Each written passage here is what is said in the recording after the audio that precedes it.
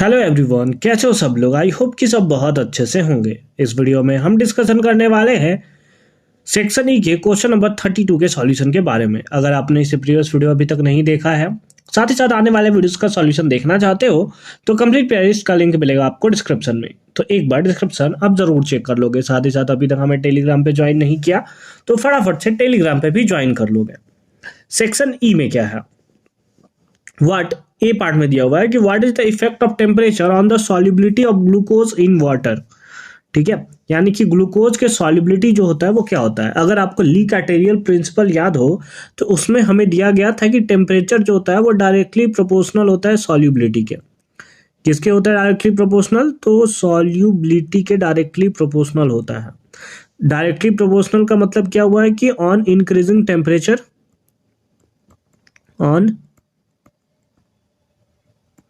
On increasing temperature, है ना।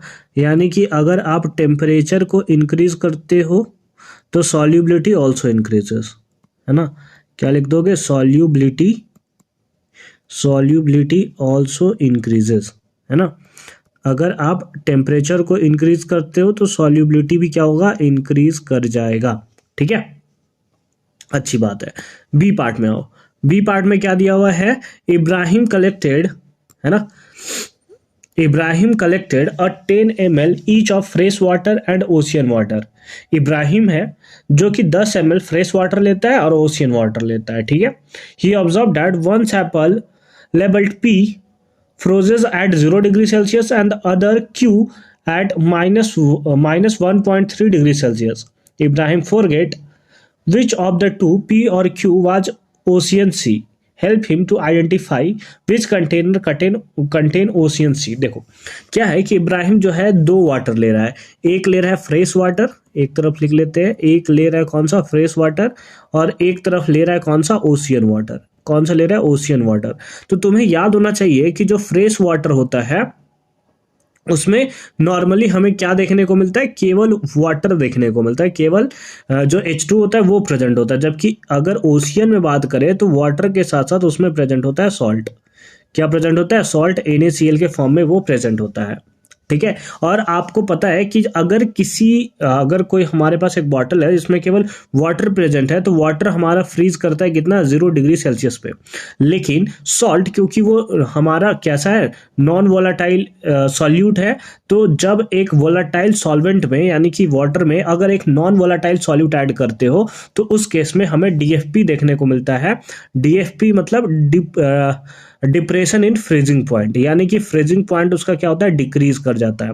तुमको याद होगा, तुमने ये चैप्टर कर रखा होगा तो तुमको पता होगा कि तुमने पढ़ रखा है कि वो जो आइसक्रीम सेलर होता है वो आइसक्रीम के नीचे में जो होता है वो क्या करता है कि बड़े बड़े जो है मतलब आइस के क्यूब रखता है और उसमें अगर आप उसको टेस्ट करके ट्राई करोगे तो थोड़ा सॉल्टी लगेगा। रीजन क्या होता है कि वो उसको क्या करता है कि थोड़ा उसके फ्रीजिंग पॉइंट को डिक्रीज कर देता है ताकि वो ज्यादा देर तक चल सके, आइसक्रीम जो है वो ना पिघले। ठीक है, तो बस यही हमें यहाँ पर दिया हुआ था कि कौन सा होगा। तो बिल्कुल कोई टेंशन लेने वाली बात नहीं है, जो क्यू है वही हमारे पास क्या है? ओशियन सी है। क्यों? क्योंकि ओशियन सी अगर आप ऐड कर दोगे तो उसमें हमें क्या देखने को मिलता है? DFP देखने को मिलता है ना। DFP यानी कि डिप्रेशन इन फ्रीजिंग पॉइंट देखने को मिलेगा। तो यानी कि जो क्यू हुआ वो हमारा क्या है? क्यू जो है वो ओशियन वाटर है। तो लिखा है giving rationalization for your support, तो बस सिंपल फॉर्म में लिख दोगे कि ये किसके कारण हो रहा है?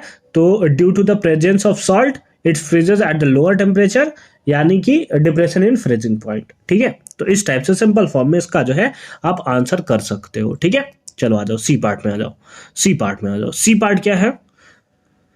कैलकुलेट वांट हाफ फैक्टर, है ना। आई से रिप्रेजेंट करते थे उसको, तो आई आपको फाइंड आउट करना है for an aqua solution of K3, है ना। अच्छी बात है। FeCN6 if the degree of dissociation alpha is इतना। ठीक है, what will be the boiling point? अच्छा ठीक है, वो तो हम लोग आगे फाइंड आउट करेंगे। सबसे पहले want of factor find out करते हैं, यानी कि आई फाइंड आउट करते हैं। आई का फॉर्मूला क्या है?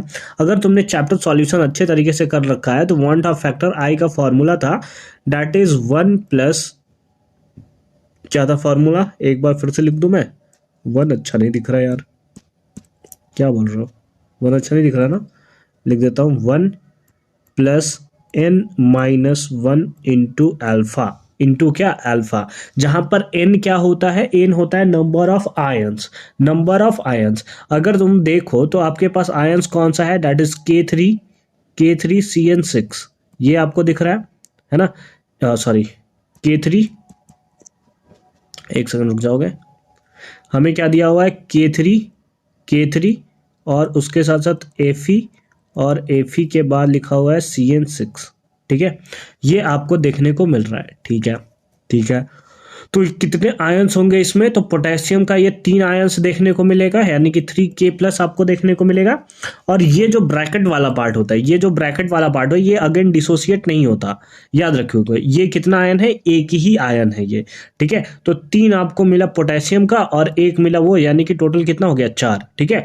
याद रखोगे जो ब्रैकेट के अंदर वाला पार्ट होता है ना, वो कभी भी डिसोसिएट नहीं करता, उसे हम लोग एक आयन के फॉर्म में लेते हैं, उसके बाहर वाला जो है उसको आयंस के फॉर्म में आप कन्वर्ट कर सकते हो, ठीक है।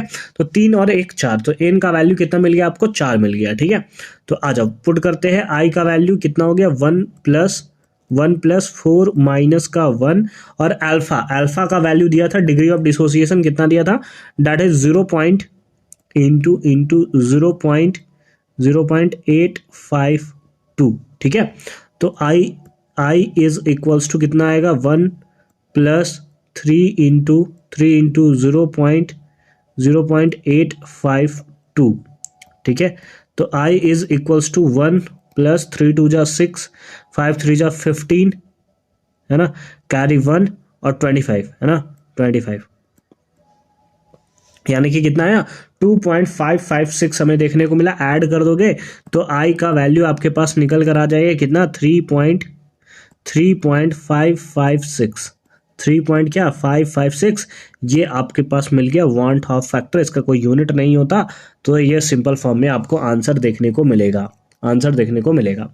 उसके साथ साथ कुछ और भी आपसे पूछा हुआ था, है ना, क्या पूछा हुआ था कि what will be the boiling point of this solution if the concentration is 1 molal, है ना, 1 मोलल है, तो याद करो फॉर्मूला, याद है क्या फॉर्मूला, तुम्हें याद है क्या फॉर्मूला, कौन सा फॉर्मूला सर, डेल्टा टीबी, है ना, एलिवेशन इन बॉइलिंग पॉइंट, ठीक है। डेल्टा टीबी का फॉर्मूला क्या था, दैट इज उसका फॉर्मूला था KB इंटू एम क्या था, दैट इज मोलालिटी, क्या था, एम किसको रिप्रेजेंट करता था, मोलालिटी को, और उसके साथ साथ याद करो आगे मल्टीप्लाई कर देते थे वांट हाफ फैक्टर को, यानी आई को मल्टीप्लाई कर देते थे, तो वैल्यू पुट करो कितना होगा, 3.556 इंटू केबी का वैल्यू हमें दिया हुआ है, देखो यहाँ पर केबी का वैल्यू कितना है, दैट इज 0.52, और मोलल कितना दिया है, 1 मोलल, मोलालिटी आपको 1 दिया हुआ है, ठीक है।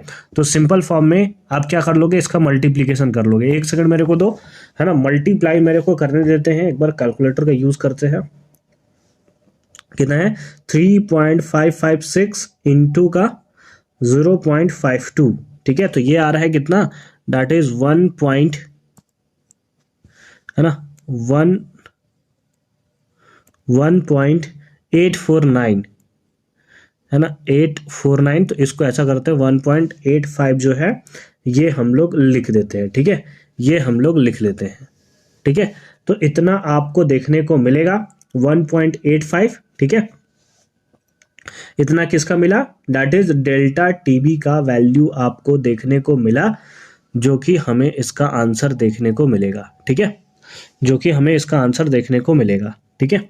अब अगर आप इसे देखो तो क्या दिया, what is the boiling point of this solution, ठीक है, बॉइलिंग पॉइंट क्या होगा सॉल्यूशन का, तो ये तो डेल्टा टीबी निकला है, डेल्टा टीबी मतलब चेंज इन टेम्परेचर।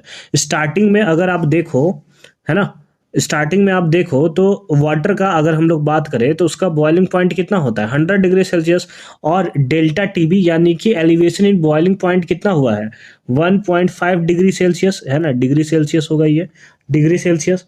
तो एक्चुअल में बढ़ा कितना है, तो अगर हमें निकालना है टीबी, तो टीबी कितना होगा, 100 में आप ऐड कर दोगे कितना, 1.85, क्योंकि पूछा है what will the boiling point of the solution, है ना, बॉइलिंग पॉइंट क्या होगा, एक बार सॉल्यूशन था ना, मतलब वाटर था, ठीक है। तो what is the boiling point, delta T भी हमारा क्या निकला, elevation in boiling point, boiling point नहीं निकला, तो उसके लिए हम लोग वाटर में कितना कर देंगे, वाटर के बॉइलिंग पॉइंट में इतना ऐड कर देंगे, तो उस बेसिस पे क्या आ जाएगा 101.85 डिग्री सेल्सियस, है ना, 1.85 डिग्री सेल्सियस, ठीक है, इतना हमें देखने को मिलेगा, इतना हमें देखने को मिलेगा, ठीक है। आई होप कि ये पार्ट आपको एकदम क्लियर फॉर्म में समझ में आया होगा कि कैसे हमने इसका सॉल्यूशन जो है वो किया है। मिलते हैं आपसे अगली वीडियो में, इसके और वाले पार्ट में भी एक क्वेश्चन है तो उसके सॉल्यूशन के साथ, तब तक के लिए अच्छे से पढ़ाई करते रहिए। All the very best for your upcoming examination.